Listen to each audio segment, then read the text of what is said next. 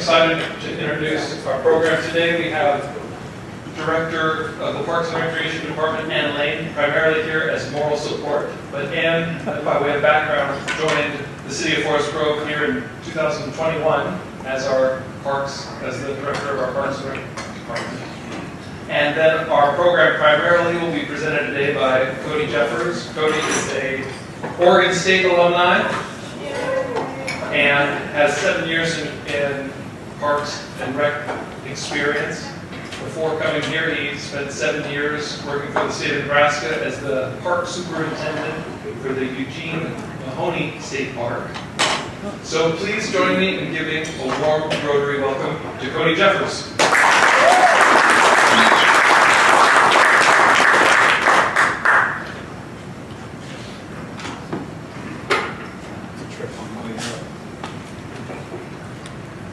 Alright, let's see if I can find my notes here. Just bear with me for a second.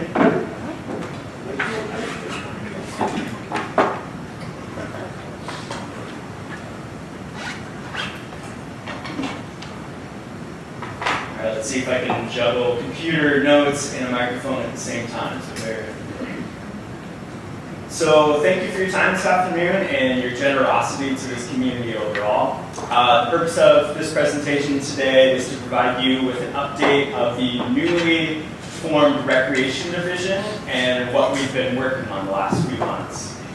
So first of all, you'll see me up there on the screen. I am Cody Jeffers. I am the newest and very first Forest Grove Parks and Recreation Coordinator. So I recently joined the City of Forest Grove back in March, on March 13th, and I've been working very hard to get a schedule of youth recreation opportunities pulled together just in time for the summer. So basically, my job is to develop and implement recreation programs for the city and community of Forest Grove, as well as services and special events. I was brought on thanks to a recent allocation of funds by the City Council after the city received funds through the American Rescue Plan Act, or ARPA funds. So of those funds, the budget committee designated about 20% of that towards non-city specific projects, so things like parks and recreation programs. So the ARPA budget subcommittee recommended to the council to spend a portion of that specifically on youth summer recreation programming for 2023 and 2024. So basically this is a portion of money that's helping us get off the ground to get recreation programming going now and into the future. So these programs are being designed to provide the opportunity to build a solid foundation for a recreation program with the goal of working towards year-round. I was trying to do an update on the year. Let's see if I can. Can't see it on your end.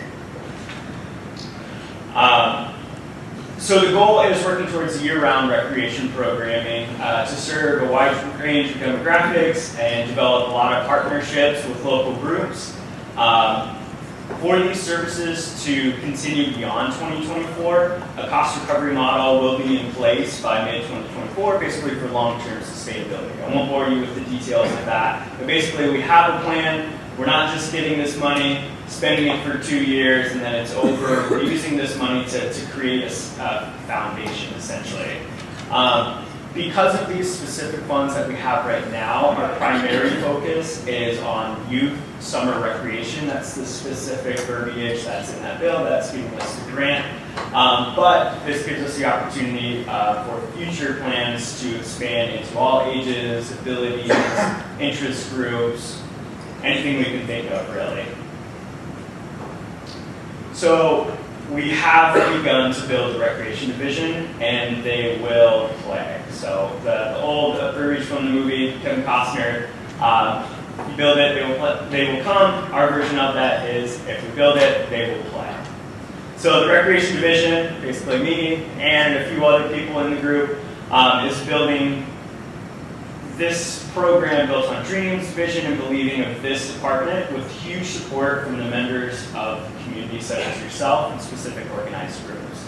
This is brand new territory for us in the city, and it's going to be a bit of a risk take.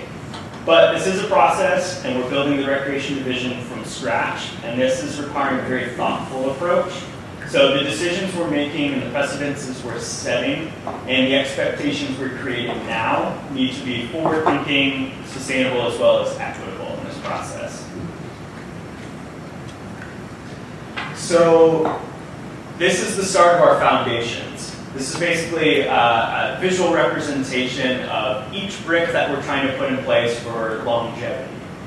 So the center brick that we have here is community engagement, and the first steps that we've taken for community engagement is surveying.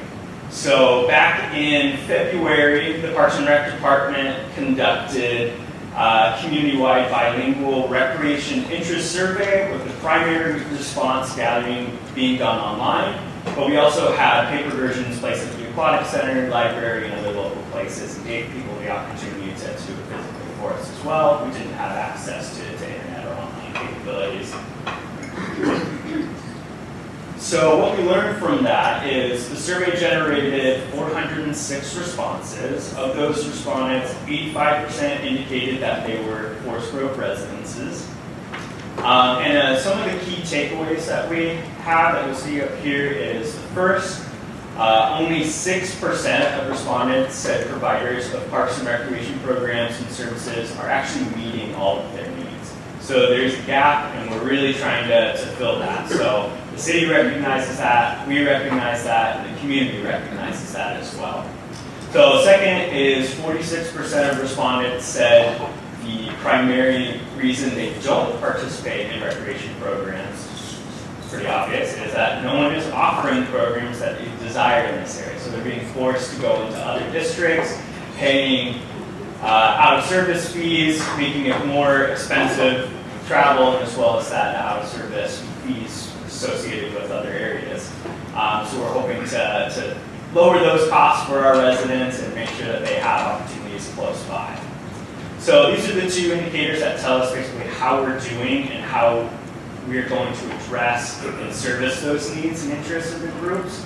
Some of the takeaways we actually got as far as ideas is how participants found out and what's being offered. So we learned how we're supposed to communicate with them, how they're already learning about us and what they do, what types of recreation programs are most needed that they believe they need, and who were those people that needed the recreation programs the most. Some other information that the information that we have has already resulted in some positive things. We've had a chance to have a greater social media presence. It's the way that we're marketing and advertising ourselves. Basically just say, hey, we're here, we're starting things. We have increased staff presence at targeted community events, things like this. People are giving us the opportunity to speak out and let you know that we're here and that we're creating some things for the community. And we're hoping that we continue to spread the word. We're also expanding our partner relationships with public groups like the university, YMCA, the school district, and Adventures Without Limits. So I've been working closely and meeting a lot of those representatives and sharing resources, ideas, and just advertising for each other and advocating for each group. And ultimately, it's led to the development of targeted programs for youth. So that money that we've been allocated is directly targeted towards youth summer recreation, and we've designed a set of programs for as young as 4 and as old as 14 this summer. So outside of the adults and the parents surveys, we also had a chance to actually ask the kids a few questions. And this photo up here is a huge box that Anne put together before I was even around. I didn't start until March. She set this up back in February, I believe, and distributed these to all of the schools in the area. And it just gave them a chance to kind of voice their own opinion. We didn't compile it into any official database because it's a little less official, but it's been a great opportunity for me able to just sift through all these and get a real feel for what the kids are actually interested in. And it's all over the board. I can't really go wrong with what we provide, but it really gives me a sense of direction, which is helpful. So we basically distributed these surveys to kindergartners through 6th grade for a total of 2,744 surveys that came back. One of those surveys was designed for kindergartners through 4th grade, as well as for 5th through 6th graders. So we had some like little pictures on there with check marks. And then we also had a little bit more formal written stuff for the older kids, so everybody had a chance to participate in their own way. It was really great that the teachers and administrators worked with us, because we piled on a little extra work for them, and we were very happy to get as many responses as we did and as much participation as they did, because it's really given us a sense of direction in both regards. We do plan to continue surveying at some point. Right now, the primary focus is getting these programs off the ground. There's always a necessity to gather new information. So look forward to future surveys. We'll hopefully have a chance to spread that out to you guys and take it yourself or share it. But information gathering is part of my job, and it's really important that I'm here to serve those individuals. It's not just my vision, it's me putting the community's vision out there. And I can't do that unless I hear from people. So with that in mind, I'll come to what we're actually doing this summer. So a couple of representations on the screen here is this summer we're going to have our very first set of youth summer day camps. We're offering 3 different programs with 14 different session options. So that's a mix, about 14 weeks worth, some half days, some full days. The first we have is we're partnering with a group called Playwell. They are a STEM group, education group that does programs for after school as well as summer camps that primarily focuses on the use with Legos and robotics. So they're going to be partnering with us. We got a space at Joseph Gale Elementary to host 4 different sessions, 4 different age groups, age 4 to 7 and 7 to 12. So 2 different weeks worth. So we're really excited to utilize the school in an indoor space to kind of beat the heat during the summer and offer a different type of activity outside of the traditional sports camps that you might see that already exist. Secondly, we also have sports camps. We're partnering with Skyhawks Athletics. They've designed a set of programs for us that are a little less traditional sports. So Pacific University and YMCA does a fantastic job with their athletic programs. But they tend to focus a little bit more on the big hitters, baseball, basketball, football, that sort of thing, which is great, much needed. So we decided to kind of thread the needle there and try to get a younger demographic as well as a mixed demographic with different sports. So Skyhawks is administering a volleyball camp for us, as well as some flag football and dodgeball. They're doing a mix of ages and types of sports. So we're very excited to utilize them. And lastly, we have a program that I've personally been developing, and that's Camp Grove. So Camp Grove is a mix of free play, outdoor, nature time, arts and crafts, games, field trips, you name it. It's general summer day camp activities. Camp Grove is going to take place primarily at Rogers Park here in town. That's where we'll be spending most of our time engaging with the kids in a variety of activities, games, as well as some field trips. We have the opportunity to leave town, head to a few cool places, some local like Pat Lake, and some all the way into PDX and to see the zoo and things like that, just giving the kids an opportunity to have a variety of experiences. We'll also utilize our existing assets like the aquatic centers. We have some structured time to utilize that, get inside, cool off a little bit. But that camp is going to take place Monday through Friday from 8 to 3 p.m. And we'll have the opportunity to also utilize the school district's free summer lunch program. So the school district offers multiple sites throughout the summer. Anybody under the age of 18 is allowed to come and get a free school district lunch.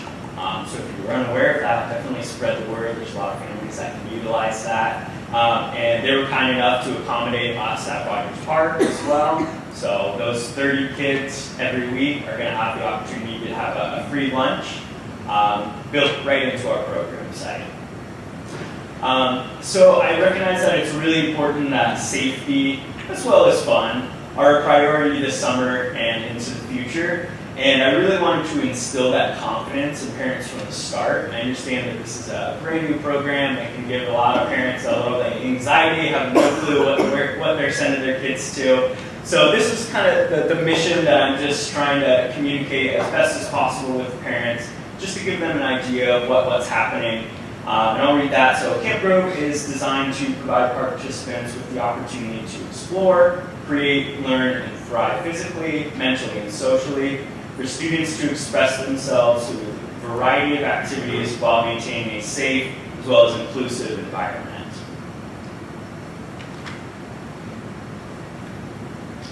So I understand the need for our community to provide this kind of safe and engaging activities for families to help take the pressure off, to allow them to give their children a fun and inviting, safe place here locally in town. So they don't have to send them to some of the other districts. So I recognize that, and we're trying to make that as accessible as possible, and we figured Rogers Park is a great place to start. These are some photos from a few years ago.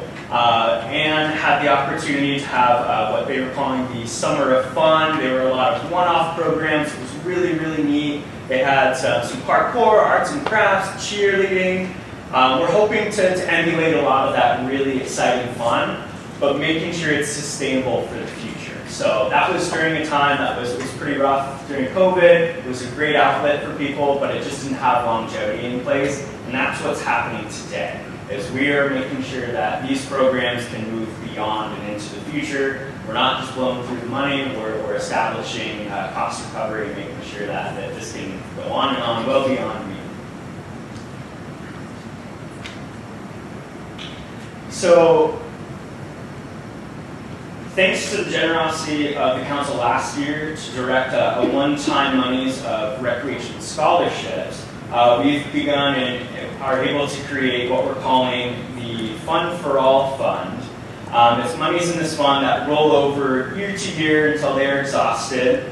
And our hope is that there will always be funds available to support members of our community that are experiencing financial barriers. Basically, we're in the midst of developing a fair and equitable process to award and distribute these funds to these participants. And although this process isn't finalized and ready to implement this summer, we are still able to provide financial support through other means by generosity from the community and groups such as yourself.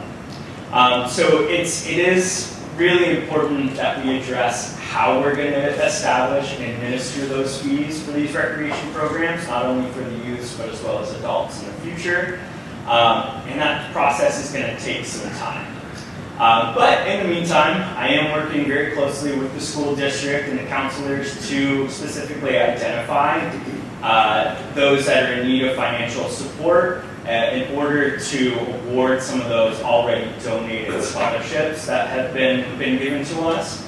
And we're working to find 5 individuals for that, and we're looking forward to having them at Camp Grove this summer.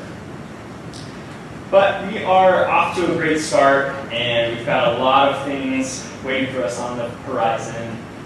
This is really just the beginning. I've only been here since March. It's only been a couple months, and I've already had the opportunity and support from tons of people in this community that has given me the opportunity to start these 6 weeks worth of Camp Grove and Skyhawks and Play Well, as well as some other activities that we have planned this summer. Some of those are still in process, so I can't really share a lot of that. But look forward to some fun family events, free, some paid, a mix of a lot of different things happening this year. So thank you, and I appreciate all your time and support, and I'd like to invite any comments or questions if you guys have any.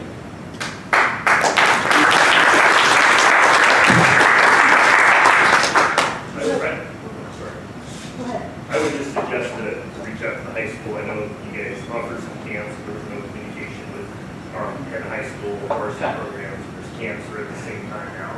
Okay, good to know. This year, so we're not stealing each other's kids. Yes, absolutely. Can you tell me more about the financial independence plan, so the fee for services? So is it intended that eventually the fee for services will recoup all the costs to run department? Ideally, yeah. So ideally, we will be at 100% cost recovery. So we'll be self-sustaining, not necessarily required to make money or revenue, but we will be sustainable in that portion. So we are looking for external help, actually a consultant to come out and help us do that cost recovery model. So I don't have to figure it out just myself. I get to do the fun stuff, and they're going to help us figure out that financial side so we can keep going on into the future. So I just got a notification of that like last week, whenever, well, recently rolled out. How's your enrollment going for this year? How many kids are you going to have per counselor, and who are the counselors? Are they high school kids? Yeah. How do great they all question. get vetted? So for Camp Grove specifically, it's a 6 weeks worth of camp. So you sign up for a week at a time or multiple. It's their choice. 30 kids max is what we're allowing. So that means we'll have about a 10-to-1 ratio with staff to kids. Field trips, we'll try to boost that up a little bit. Since we'll be off-site, I will personally be participating in those. Of course, I want to go to the zoo. Of course, it's an excuse. And what was the second part of that question? It was, So how's your enrollment going now? And then how you get the counselors? it's and the people that staff. are the staff. So we've been hiring and interviewing lately. We are hiring for two different positions, basically a leadership position, somebody that's going to push the agenda that I set and do some supervision of the high school age, college age kids. That will be our general recreation aide, camp counselor, whatever you want to call them. So we have a couple individuals that have a lot of great experience in the rec world and education and childcare that have that experience to kind of handle 30 kids at a time, as well as help me develop those individual games and activities, arts and crafts. I'm a very creative person, but I can't think of everything that they're going to do every day, so that's what that person is designed to help me do. And they're just kind of administering my agenda and plan. When you talk about the funding, is that why we're charging our own baseball and softball programs money to use the city fields this year for the first time?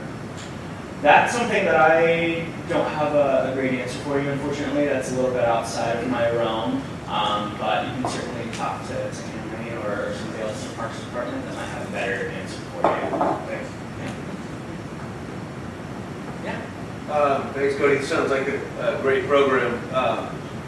My son went to the THPRD adventure camps, and it sounds really similar to the program. He had a blast, and some of the best friends and memories are from those week-long camps and the field trips they did. So it sounds really cool to have that in our community. Yeah. A little bit. What did you do before you got the gig? So funny you bring up THPRD. I actually used to work for them back in 2019. I ran an after-school program, so did a lot of activities and things like that. But I went to school at Oregon State, Recreation Resource Management, Tourism Management.